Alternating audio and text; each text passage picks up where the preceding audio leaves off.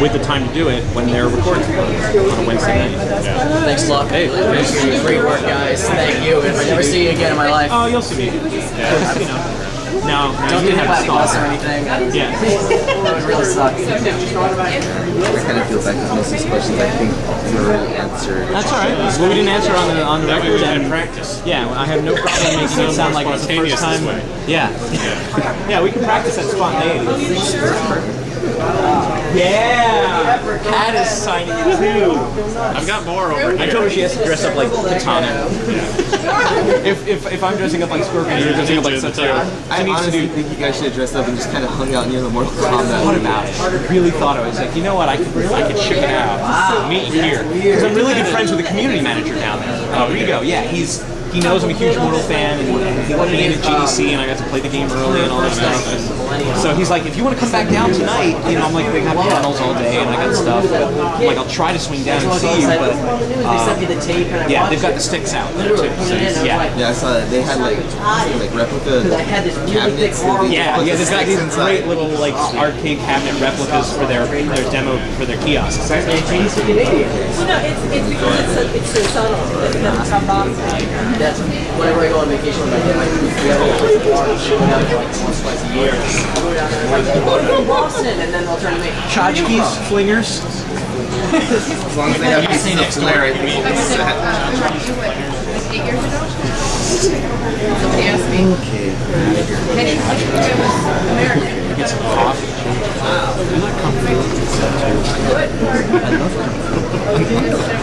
Okay. I don't know how good this is going to sound, but I hope it works. So, we're here with Dan and Jude Kelly from Palette Swap Ninja. And one big thing, I know you guys get probably asked this all the time, but how did you guys decide to form Palette Swap Ninja? It came to us in a dream. Actually, it came to us in a car ride. Yeah. It was a dreamy car ride. Jude and I both auditioned for an 80s cover band in the San Francisco Bay Area called Fast Times. We auditioned the same time. Half the band had left. Yeah, this was around 2003, right? 2004, something like that. And half the band had suddenly left.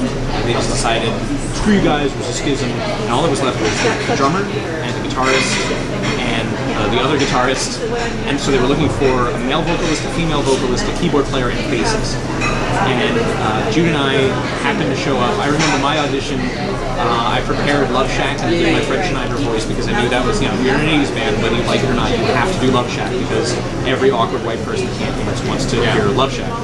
And so I showed up with that. And then I said, I knew they did What I Like About You by the Romantics. And I said, well, I brought my harmonica. Do you want to do that? They said, you can play harmonica? I'm like, I can play that song. Like, I literally can play one song.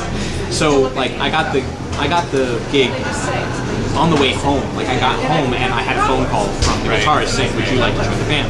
What was your thing? We didn't meet at the audition, if I recall. No, because I think I came and auditioned a week after you and like Tim had already joined the band or something like that. So I came and actually played Vacation. And I think I don't know what other song I played. I think maybe Vacation and something like Car, You're in My Car. Oh yeah, Gary Newman Cars. That was one of the songs we did in the early days. And played those on a borrowed keyboard. Because they were like, yeah, we have one here at the studio. You know, a couple of the keys don't work, but it's okay. They're all flats and sharps. You won't need them. I remember playing one of the songs. I can't remember what song it was, and there may have been a few others. And afterwards, saying to Dan, I was like, wow, you have a really good voice. Like right in the middle of the rehearsal, and he was like, well, thank you. I'm not very good at taking compliments, so it was a little weird. I was impressed. I've been in a lot of crappy bands. I had not been in a lot of crappy bands. I mean, I put a crappy band myself together in college, and we just played backyards and stuff. So the fortuitous thing was that Jude and I found out that we lived fairly close to each other, and we had to cross the San Francisco Bay to get to rehearsal every day. So we started carpooling. And then we found out, like, oh, okay, you were working at a research lab up in Livermore, California, and living in San Mateo. And I was living in San Mateo, and I was working at Game Pro magazine. I was still Game Pro. I was still Game Pro, yes, very first year. So I was like, oh, I review video games for a living. Oh, I rebuild video games for a hobby. And it turns out that Jude is a competitive player for Return of the Jedi, the arcade coin-op editorium in 1983. So he had his own coin-op, and he also had a Tron machine. And so we started talking. I had an AGM machine at the time, still do. And so we just realized that we were both big gamers and nerds, and you get talking about nerdy stuff on the way home on this 45-minute car ride every week, because good bands practice every week. That is right. And so we just started. We started kicking around funny ideas, and we both knew Mortal Kombat. I was a really big Mortal Kombat fan. I think you're a Mortal Kombat fan, but I'm a really big Mortal Kombat fan. And we both knew about the idea of palette swaps. That they just recorded one guy once to play the ninja, and then they swapped out the color palette. So he's blue and he's Sub-Zero, but it's the same guy just doing different moves. Okay, he's yellow and he's Scorpion. So we just thought like palette swap ninja was an in-joke kind of thing that gamers would understand, and if you heard the name palette swap ninja, you would instantly know that it was a gaming-related band. And that it was being made for a specific audience. We knew nobody else had that phrase, but it was a common enough phrase. So it was just basically, car rides on the way home, and we started joking about it. We're like, we should form a band. We should do our own side project. And at the time, we were rehearsing weekly with Fast Time. We were gigging maybe once a month, once every 2 months. We started getting more and more gigs, and we just never got around to doing it. And we were in the band together for 3 years. We were so busy with that band. I mean, it kept getting occupied a lot of our time just here and there. And we would talk about other crazy ideas in the car, like on the way home or on the way to a gig or whatever. And sometimes you just get the tape. I remember Dan saying, I have a name for a band, Palette Swap Ninja. And then I was like, I'm in. That was pretty much it. We kicked around a couple of other ideas. I do not, unfortunately, remember any of those ideas now. But when we hit Palette Swap Ninja, we literally did that trade-off giggle that you do, where it's funny to you, and then the other person laughs, and then you die down, and then the other person starts laughing again. We did the trade-off giggle for 10 minutes. Palette Swap Ninja. So we're like, okay, it's making us laugh this much now. And mentally you're seeing what does our logo look like, what does our website look like if we actually do this. And you just start dreaming about it. So we had the dream way before we did anything to it. I do remember, one time on the way home, I was like, hey, have you heard of this game called Viva Pinata? I was in my 10 at this point. And I said, there's it's candy pinatas come to life, and it's the garden, and every time I hear the name Viva Pinata, I think of that old Victor Holmes song, the Pina Colada song, and I just sing to myself, Viva Pinata, and I know, and he laughed, and then I laughed, and then we laughed, and then we did the 10-minute giggle thing again. I'm like, all right, then that's it. I guess that's gonna have to be our first song. We have to actually write the Viva Pinata song. And then it took a year, I think, after we came up with that joke, to actually do it, because so many things in our lives have changed. Yeah, I think actually recording that song didn't take very long. I was nervous as We hell. started. I had just gotten a new guitar that I wanted to use. I had a Taylor T5, big Taylor, really high-end guitar. I loved it. But I got this really fancy guitar, and I had all my band gear. I mean, we had all the gear lying around. It was almost like, why wouldn't we do something? And I said, well, look, I feel like I have to record it. I'm the guy with the recording degree. I'll give it a shot. You send me your tracks and put it all together. And it only took like a month to put that song together, which now is like record time for us. The time it takes to put a song together is bonus. But I guess that's how we met. That's how we came up with Palette Swap Ninja. This is a dumb joke in a car ride, and it made us laugh, and then we thought, well, maybe it'll make other people laugh too. Shit, you just knocked out most Oh, I'm of my sorry. questions on that. Oh no, well, obviously we can keep going. No, I know.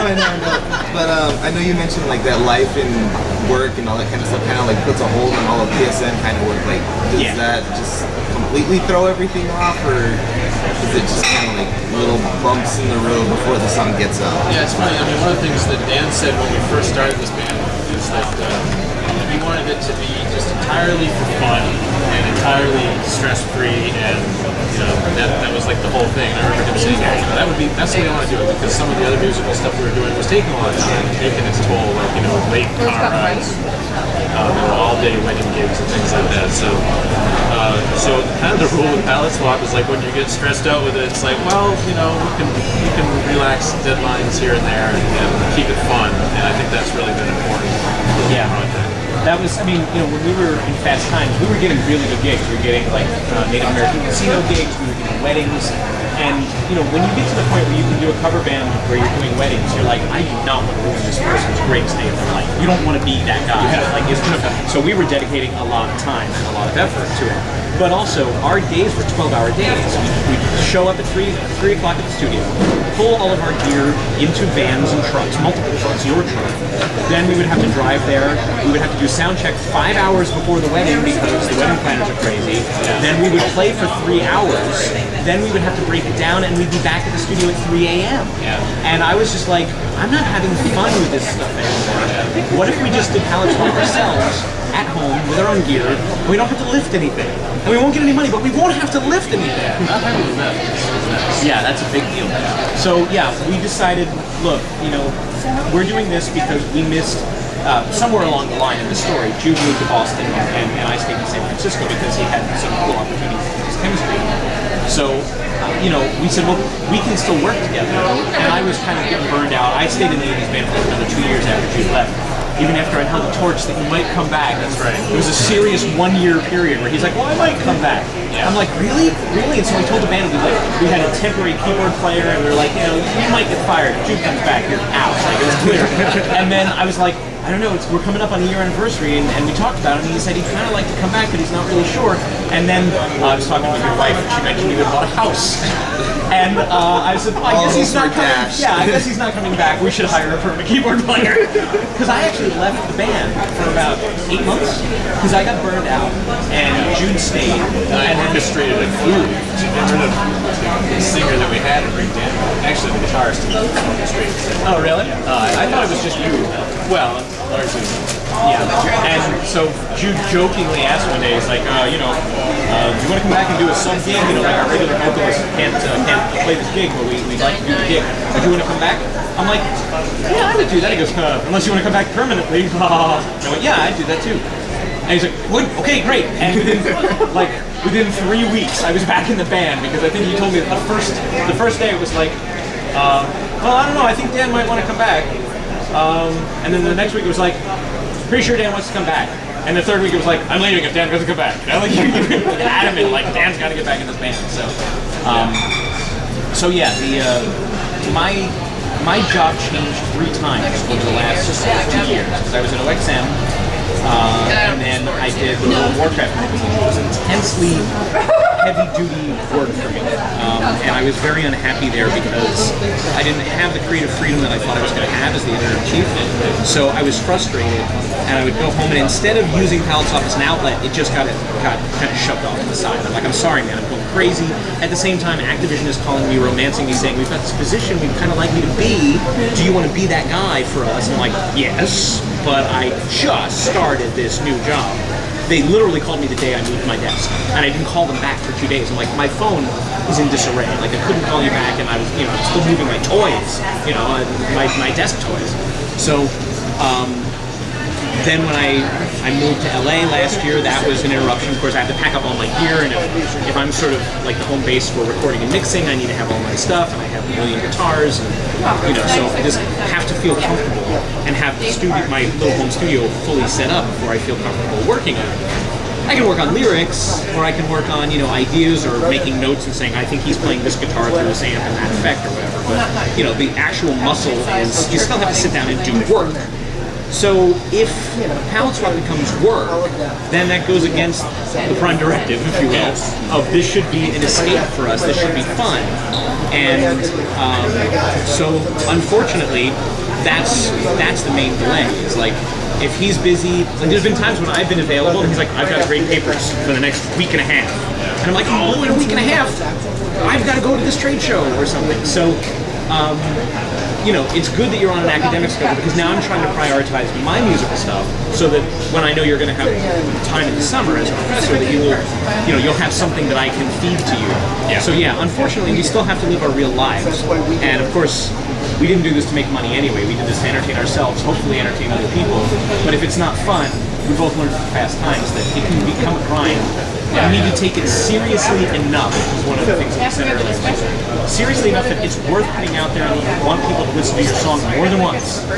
But at the same time, We're just two guys with computers doing goofy crap.